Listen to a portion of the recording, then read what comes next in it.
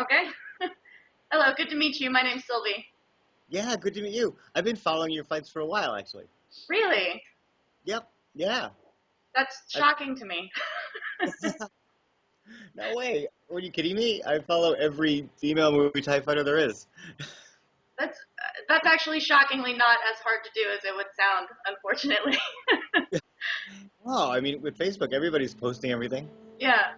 I was really amazed when I first started watching your movie, that I'm here in Chiang Mai. I'm in the north of Thailand.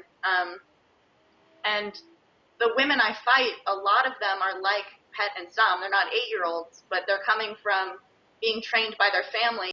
They're from a pedagogy that's very different from mine, coming to a Right. boxing gym and learning this way.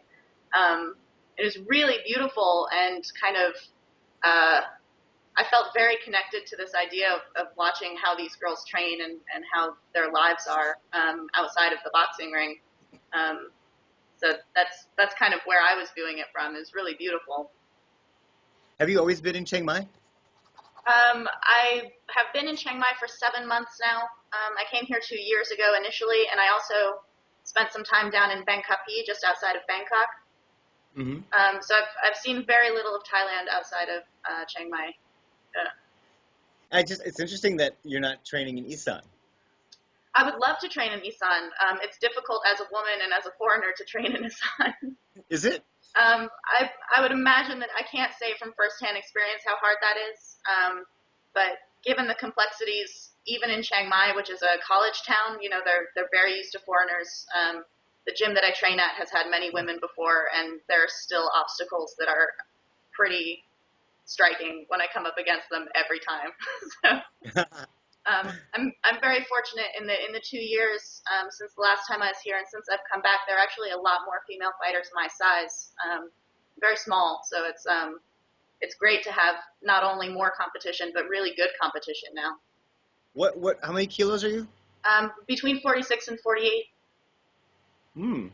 Yeah. Pet's on her way up there pretty soon. Yeah. See how that goes. Um, I was interested. I saw an interview with you where you were saying that what initially brought you out to Thailand was this prison documentary. And Right. I'd heard the same thing about fighters, getting early release for fighting. And Not. actually, yeah, I actually know of one woman who fought a boxing match and got out. She was at the Bangkok Hilton, they call it, and Mm-hmm. she ended up getting paroled into the area where Pet trains now in Patum. Patum? Um, so again, I don't know how these things are being disseminated into the world that we believe this, but it's very interesting that you went there to look at it. How long did it take you to figure out that was not what was going on? Yeah, well, the thing was, I was there as a DP. I wasn't there as a director. Hmm. So the person I went with, a pretty great fighter, actually. This guy, Paulo Tosha. I don't know if you know him. Hmm. Um, he, he, he used to train back in the 80s at Sotanikun Right. in Bangkok, long time ago. He was the one who was directing that thing, and he turned out he was wrong. So we spent a lot of time. We went to Bangkwan. We went to Pattaya remand prison, and it just didn't happen. They were like, no, this is not what we do. That would never happen. We would never let somebody out for that. So it was a big mess. Nothing. We ended up not getting anything. Were you with Uh, Tosha when you first saw the girls fighting?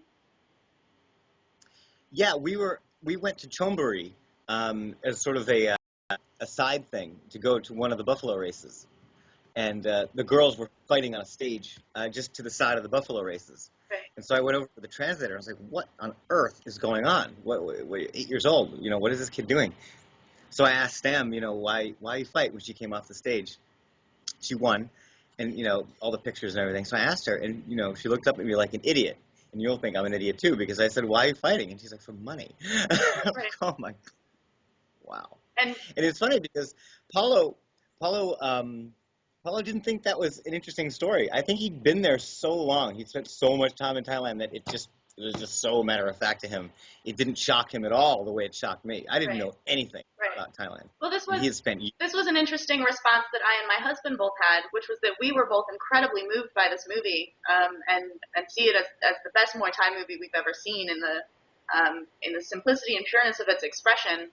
And yet we were thinking about my trainers, my Thai trainers, and how if we tried to show them this, they'd be like, "This isn't a story. This is boring. This is just That's Muay what the kids Thai." say. That's exactly what the kids say. Yeah. I showed them a rough cut a while ago, and they're like, Yeah. Yeah. whatever. So how did you? I know that you came back. You decided this was something you wanted to follow, and you sold everything and came back to Thailand. How long did it take you to start feeling differently and kind of move through all the different complexities of understanding what was going on that you started to see it differently? Yeah. Well, I would not say that I understand all the complexities of Thailand at all. Um, I think you know what I'm talking about. Yeah. You never figure out Thai people, ever. But it took me probably about a year to really come around. I had a really firm stance. I mean, I became very, very, very pro kid boxing Mm. after that. But my producers were pretty serious about not letting me make a film saying that kids should go out and fight.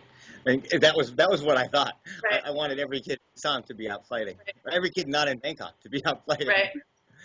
Um, but it really it's cultural relativism, and Thailand is like probably the best lesson for that, because it's such a complex society, isn't it? Yeah. It's so complicated to figure out. You're smiling when you're happy. You don't smile when you're well, when you smile when you're angry, and I mean, I just don't know what's going on half the time. But I mean, at the end of it, people are people, and everybody has these sort of dreams and aspirations, and that's what's amazing about these kids. I mean, you must hear it all the time. Every little kid who's fighting always says, "I want a better education. I'm fighting to have a better education," and that's just a universal dream. I mean, that's the universal challenge we all have. Mm. You know, it just is. Yeah. Yeah. And did you follow other children fighters that did not make it into the film, or you must have watched so much Muay Thai in the time that you were out there? Yeah. Um, Yeah. I think we attended at least minimum 200 fights, and shot most of them, mostly for B-roll stuff like that, which ended up not even getting in.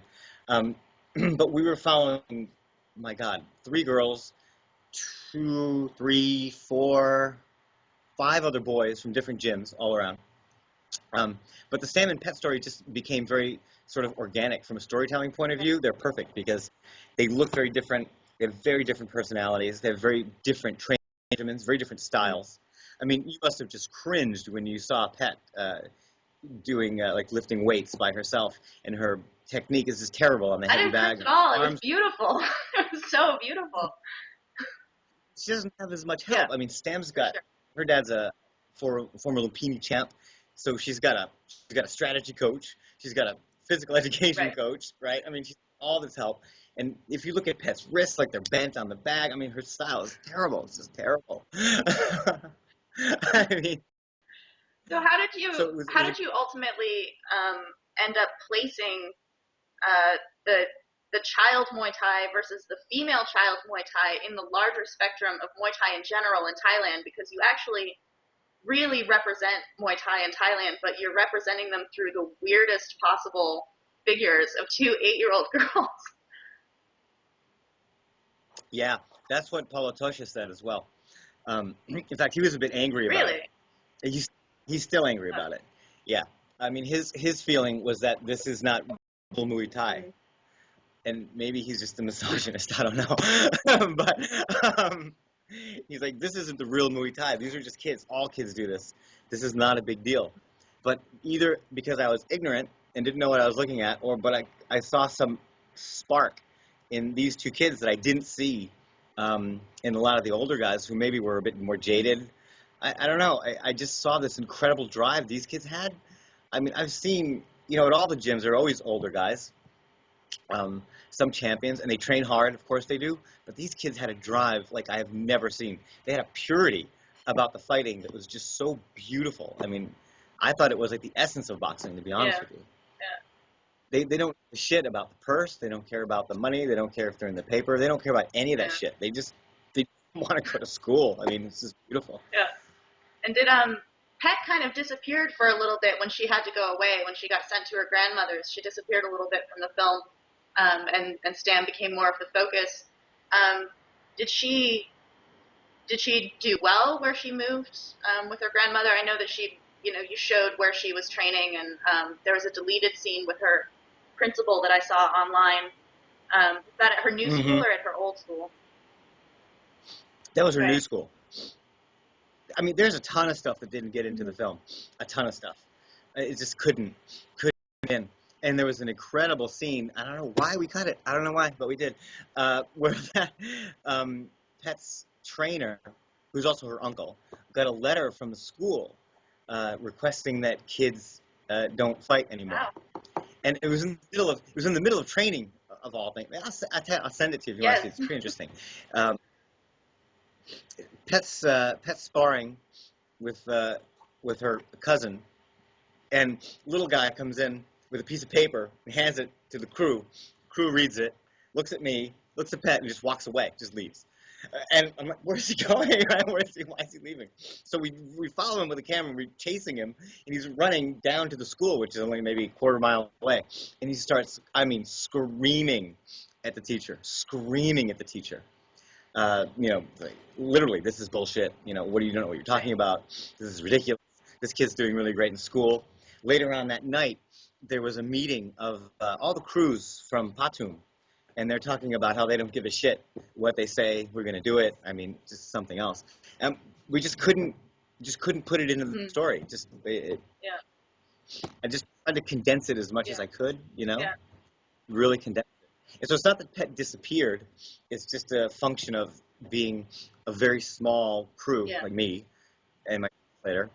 And, Pet's in Patum, Stem is in Yeah. Klang, and it's a long way. So, it's hard. And I'm riding a motorbike everywhere, so I don't even have a car. So, Oh God. Yeah. yeah. I took that thing from Rayong to, my God, to Cambodia, to Laos, to Sriracha, to Papuan. Just everywhere. It's dangerous work, I tell you. For sure.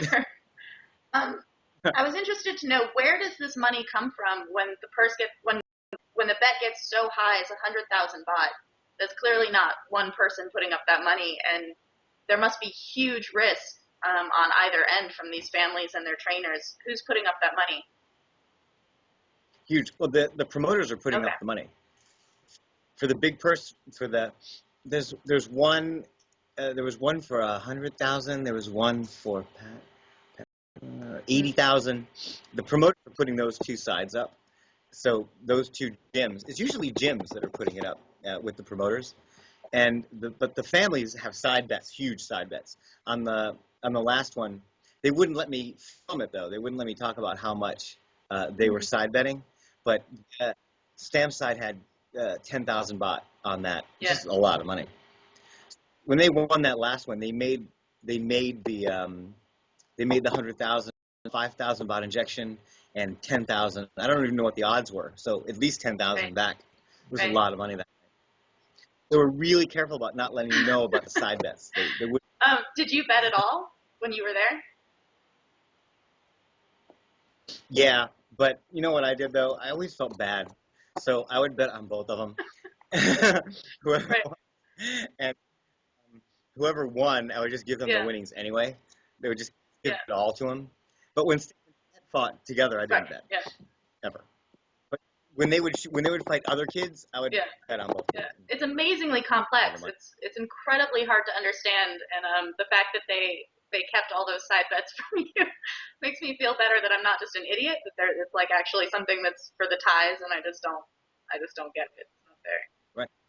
But those side bets, those weren't odds fluctuating bets during the match. Those were side bets between the two camps that they had, and neither one of them would let me know. But funny thing like that.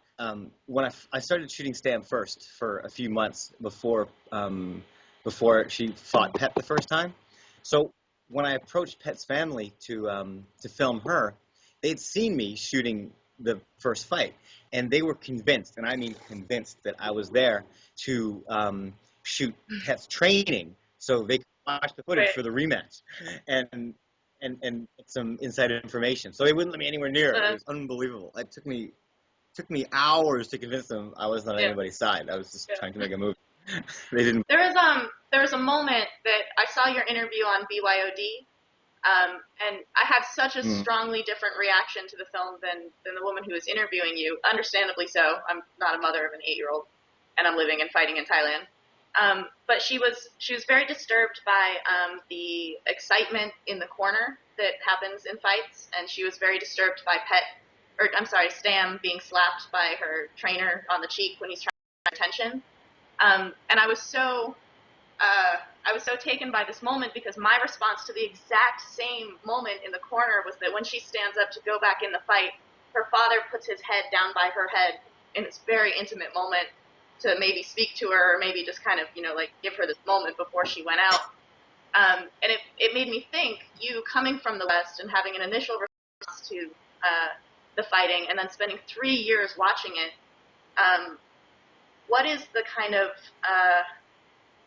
not necessarily a message, but what can you kind of demonstrate or show to the West in this, what might not be seen, what might be interpreted in very different ways? What would you want to highlight about childhood in Thailand that is not what we experience in the West? Mm.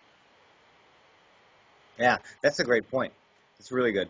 And that moment that you're talking about, Yeah. where he grabs her down and he's talking to her, I wish to God I knew what he was saying in there. I really wish I knew what he could have possibly been telling her with all that craziness. Yeah, I have no idea. He's probably saying you better fucking win, is my guess.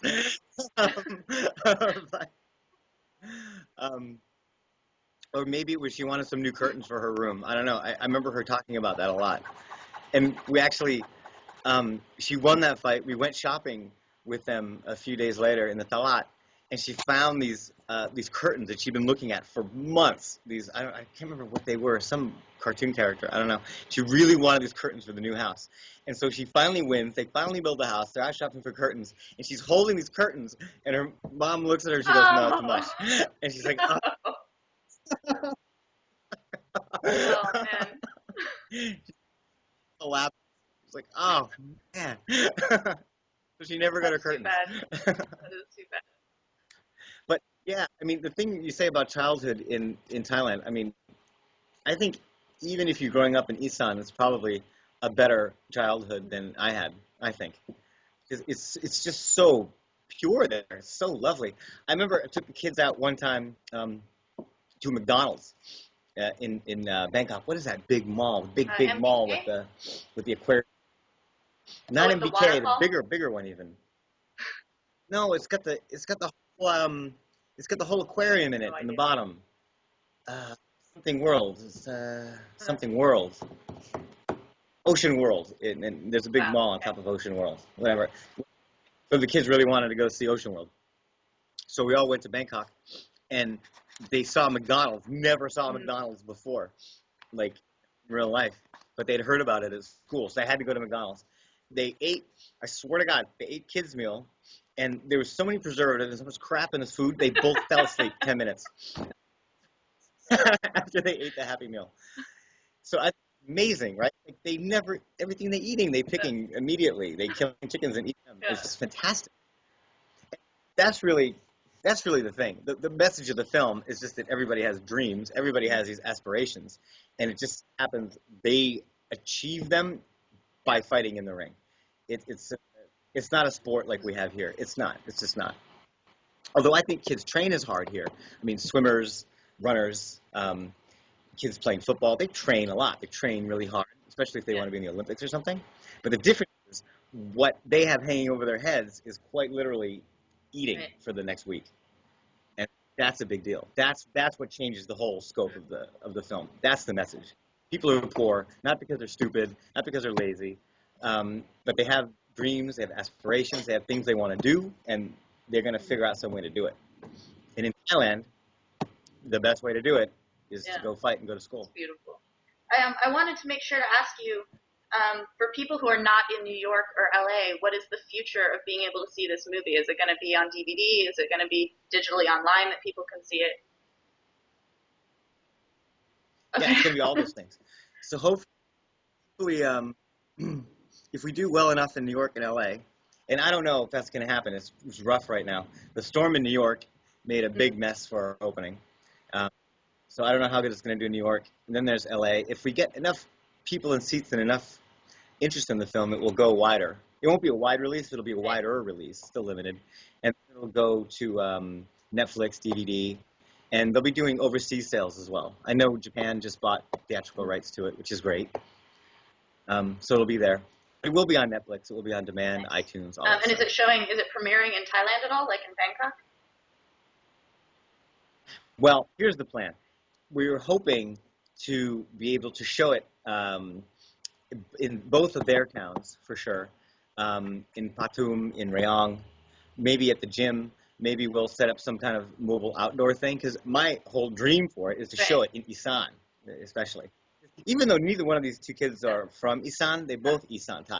They're Isan as shit. So I'd love to show it there. So we're trying to figure out a way to show it outdoors at Talat somewhere, and screen it and bring the kids around. And the promoter said we'll just see when is a good time to do it.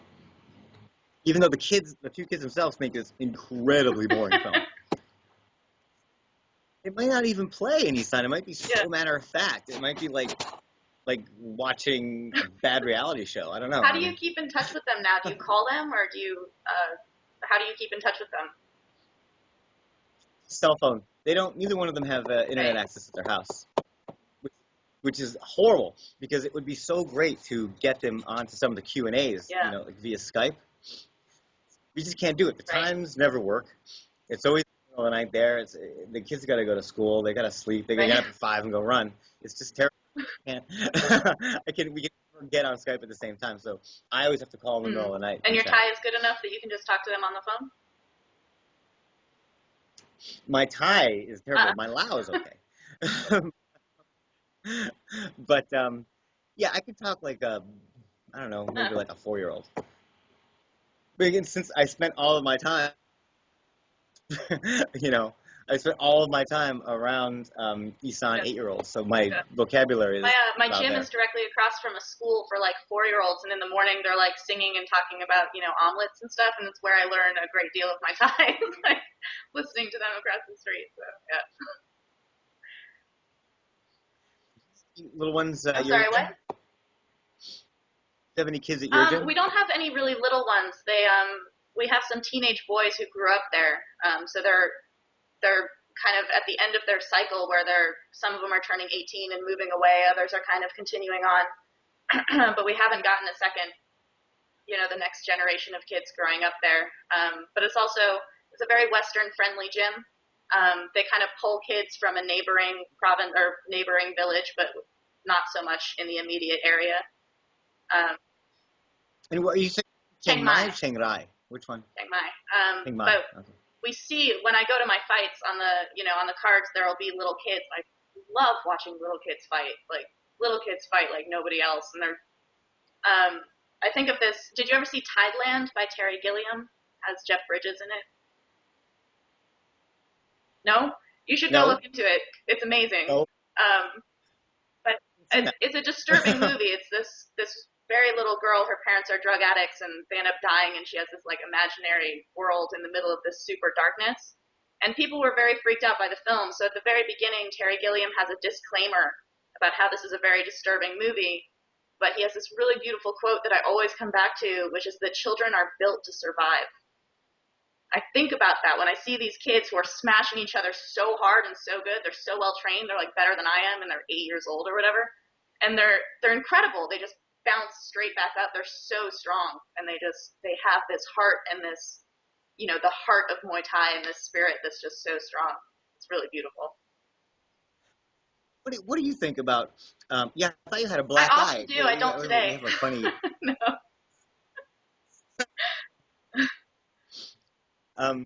What do you think? People always telling me like, oh, the kids they're so small they can't really hurt each other. They can't kick each other that hard. They can't punch that hard. I'm not so sure about that. I mean, I tried to get Stam to punch me one time, but she wouldn't do it because she said it would hurt. But I don't know. I think they punch pretty damn hard. I've held the bag for them. There's some power back there. It's relative to size as well. I get told that the reason I don't get hurt in fights is because I'm so small. And I absolutely appreciate that a guy who's 70 kilos and can break another man's arm with his kick is experiencing more damage in a fight than I am. But if I didn't but if I Yeah, didn't I don't think train so. as hard as I do, I would be getting hurt in fights. I loved hearing both those girls' moms saying, "I don't worry about her because she trains so hard." Like, if you train hard enough, you're protected. People So not believe that line. And again, because if you're not a fighter, you just don't know what it's uh, like to get punched in the face. You just don't. You really don't. You can't judge yeah. how much it hurts or doesn't hurt. You just don't. I was watching some of your fights, and two things that stuck out to me. I don't remember which fight it was. You did a lot of fights up, but you were just hammering Mm. this girl's shin, her left shin. Oh, it's fucking nasty, just nasty. And one other thing, you kept getting teeped. You got teeped. I mean, like 4 times in a row. And every time she put a teep on you, you charged in with a Mm. left hook. It was beautiful, amazing. You were cracking her in the face. Unbelievable, sort of charging you've got there. Is that people screaming at you, or is this just your nature? I think that I don't think I think about it. I think it's nature. I think that it's safer to move in than it is to stand where you are. And my head trainer, recently has been just beating the crap out of me in pad work and in sparring. And I'm becoming more and more conditioned to just stop responding to it. Like, none of that hurts. Just today, actually, he was pounding me so hard. He hits me in the stomach every chance he can, and if I show any kind of pain, he'll jump on me. I was watching this bigger Wow. guy do pad work, and the exact same thing was happening afterwards, but he was responding to every single one of it, and I'm like, oh God, don't show him that it hurts. I was saying, in this order, do not let your opponent and the judges know that you're hurt, like, ever. So, You know what I love about Thai boxers, and the little kids do it all the time, stam constantly. Whenever they get yeah, yeah, cracked, they just totally, nod. totally, yeah.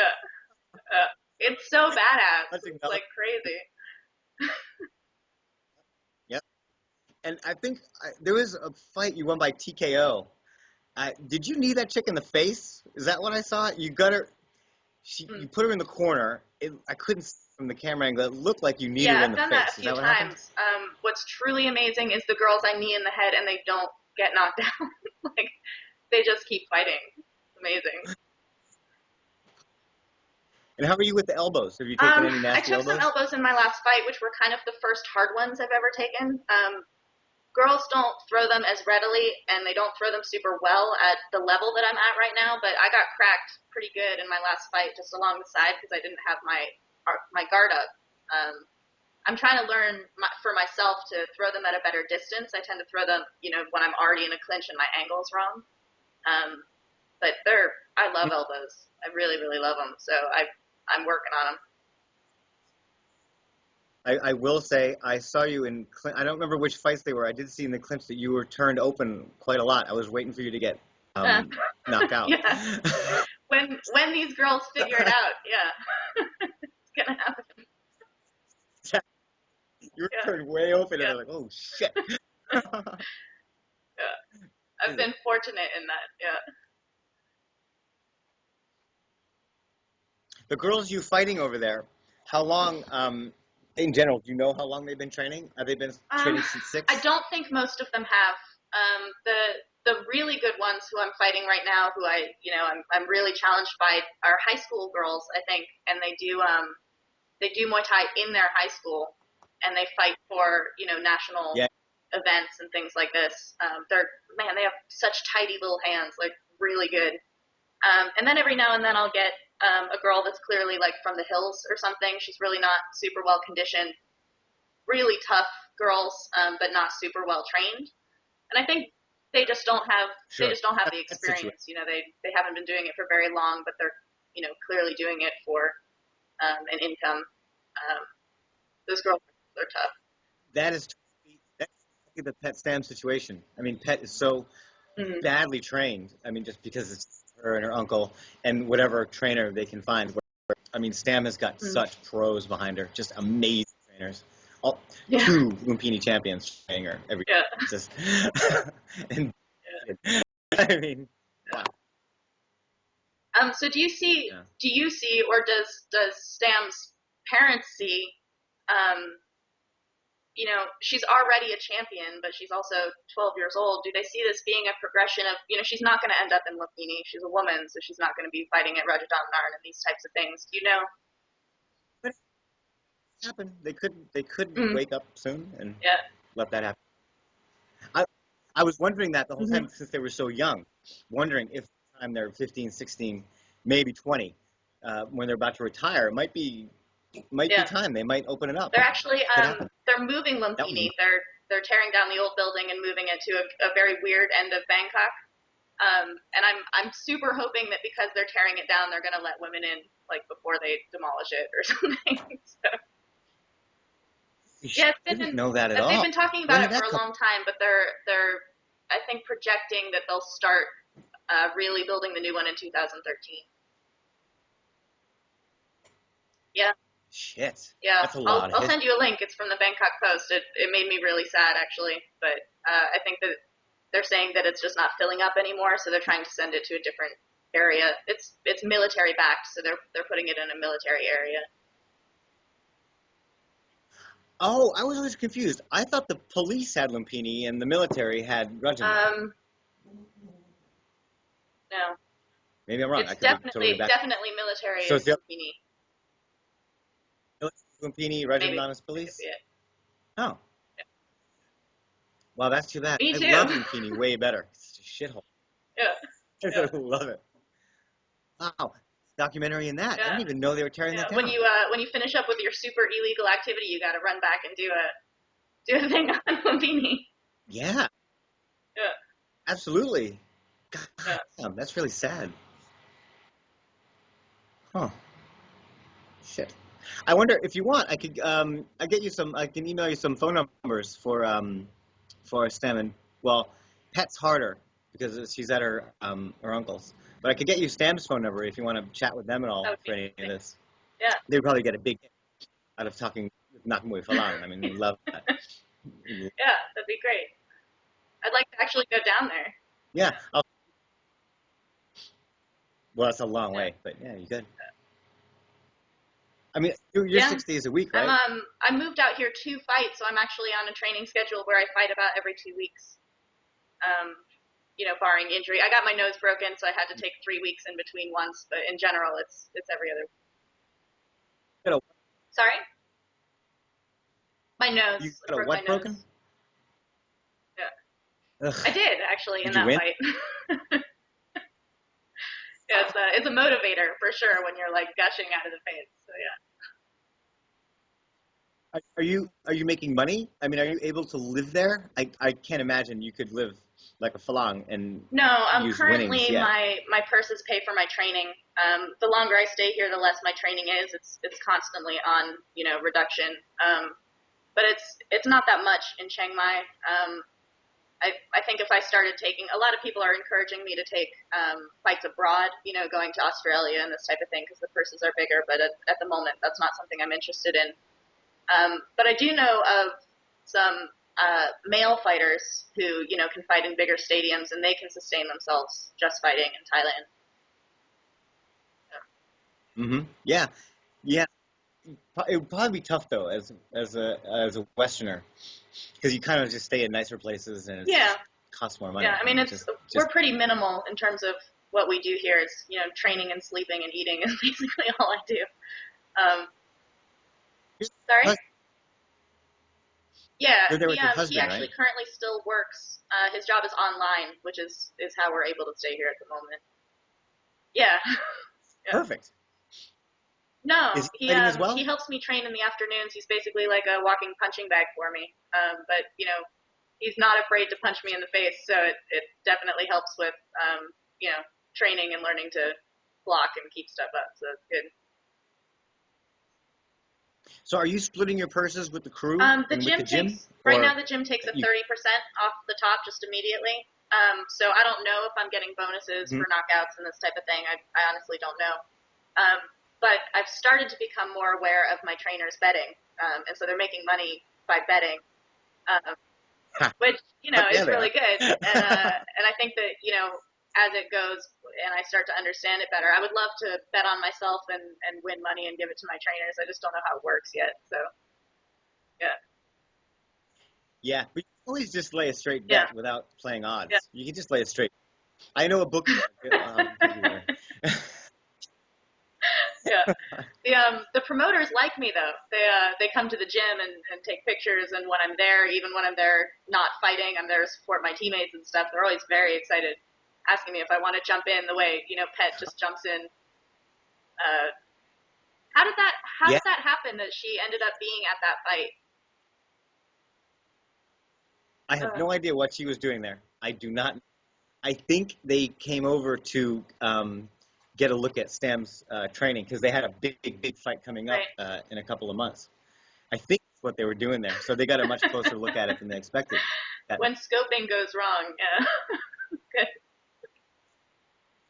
Do you ever corner for anybody at your There gym? Are aren't there any other women there at your aren't gym that you corner for? usually I'm the only here. There's one other woman from England who's on a long-term stay, but she doesn't train very often, and doesn't fight on the regular. I actually asked whether I could start cornering for some of the Thai boys to learn it and figure out what's going on. There's definitely a gender obstruction there. My Farang gym owner was way all about it, and my Thai trainers have not mentioned it since. So I'm not entirely sure. That's interesting. How many There are quite a Falang in few, your gym? but they're on very May? short-term stays. They cycle through. But I would say on you know in the low season on any given day we have like 5 to 10 strong, and then we get big groups. That's a lot. I mean, any night there was a fight with the kids, if there was a Westerner fighting, it was, and the Yeah. betting was insane. I noticed they were very easily swayed by size. I mean, uh, I saw a guy come in. I don't know where we were in Chonburi, and this guy came up from Pattaya or something. Big guy, and again they threw him in because he had been training, and he was big, and I mean big, way outsized this Thai guy, and everybody bet on the Yeah. American guy. Everybody bet on him, and he lasted 2 rounds and didn't come back out for the third. He got kicked so many times. He got his shins. I don't Yeah. know how the guy was walking. This little just on the shin, over and over and over Yeah. and over. He couldn't stand up. It was done. But nobody bet on the Thai guy. Nobody except me. I'm the You only made a one that lot of bet on the money Thai then, guy. yeah? Good. Right. I couldn't believe it. There was like no national pride there. They all But this bet is on the the crazy big, thing is big because Westerner. all their stories about Muay Thai heroes are about a tiny Muay Thai fighter defeating 20 guys or a giant or something like that. So His name exactly, Nakanon yeah. Tom, like the Thai Yeah. story. Yeah. Yeah. Well, it doesn't work that way in the vet, I Yeah. They guess. do we have quite a few Farang gyms in Chiang Mai, so we see a lot of Farang fights down at the stadiums where I fight. And because Thais simply don't get as large as some of the Farang who come here, they'll do this thing where the Thai has much more experience, and then they'll put him in with a guy who's got like 15, 20 kilos on him, and it's really amazing when the Thai guy's there to scrap, like when he really wants to fight rather than lay down and take the payday. It's nasty. Like seeing experience trump size is really amazing. Yeah, I don't know about like a 15-kilo difference, but I guess Mm, enough experience could yeah. take that down. We saw this guy at MBK I in Bangkok, and he was from Finland, and he was so huge that he made the ring look like a toy. Like he just towered over everything. And he actually didn't even have an opponent when he got there because they couldn't find someone for him. So they just gave an announcement over the PA system, and some dude in the crowd put his hand up. He's like, "Yeah, I'll fight him." He's some, semi recently retired ugh, Thai fighter, and he went in there and just started tagging this right. guy's front leg because he was trying to box him. The guy's legs started turning black within the first 2 rounds. Like he was hitting him so hard. And then finally in the third round, the Thai guy got hit pretty good in the head and just decided to lay down. But it was intense. It's like nasty. That's crazy. I sparred with a guy 25 pounds bigger than me, and when he hits me, Yeah. it's literally like a Yeah. refrigerator coming at me, and it's just like it's just not even Yeah. fun. It's Yeah. just not So even you did fun. train when you were out there? No? No How could way. you I not? didn't. No, you know why? Yeah. Because one of my very first times out there, Sam's crew was showing me how to kick the bag and stuff. They were trying to teach me how to kick, and I broke my toe. I broke my big toe on the heavy bag. Everybody was laughing. Very big funny joke. And so then I was like, no. What I did do, I did a lot of road work with the kids, ton of road work, because I run a lot, and so after school I would always do road work with those guys if I wasn't shooting them. Got a crazy story actually. I was with this old guy named Insawan, who was one of the first guys in the 90s to bring girl fighting back in. He literally started it. He brought girls back into the ring in like 94, 95. And his gym is amazing, by the way. His gym is a museum. It's a museum of pictures of little girls fighting from 94 till, now. Just incredible. Beautiful place. But when I was hanging in his gym, I would go for a run like right before dinner.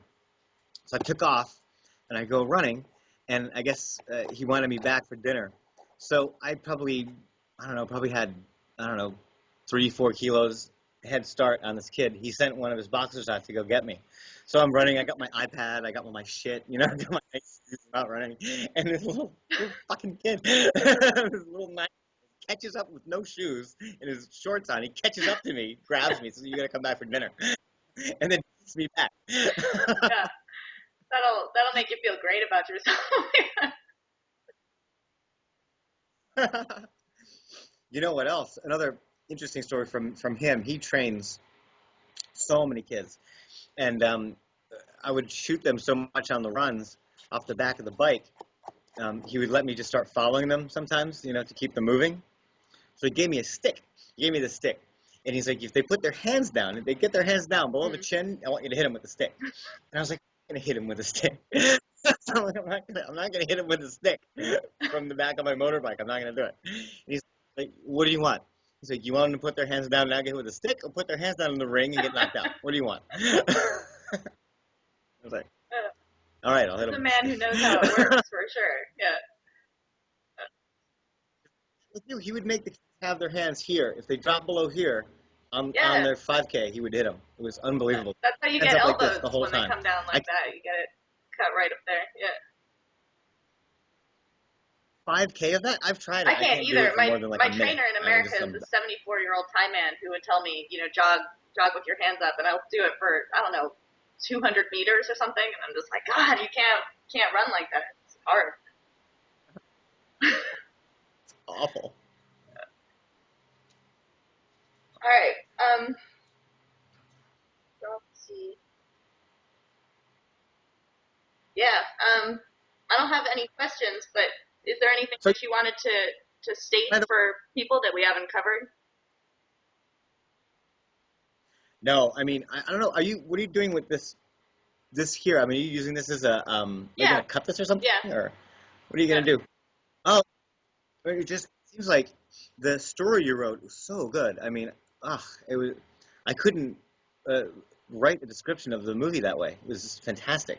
I don't know what else you need to do, honestly. I don't know. I don't see how it's going to be better than the story. Well, I mean, feel free to use any part of it in any way that you want. Yeah. Goddamn right. I really am so grateful that I've been waiting for this movie to come out for a long time. We've been watching the trailer on YouTube for a long time, and being able to watch it out here. We watched it twice, like immediately. We were just way into it. Is really inspirational. I think that I got like a injection or whatever of motivation.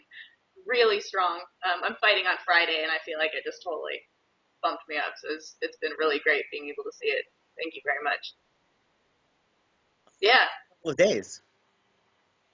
Yeah, I'll put it on. I'll put it up, so you'll be able to see it.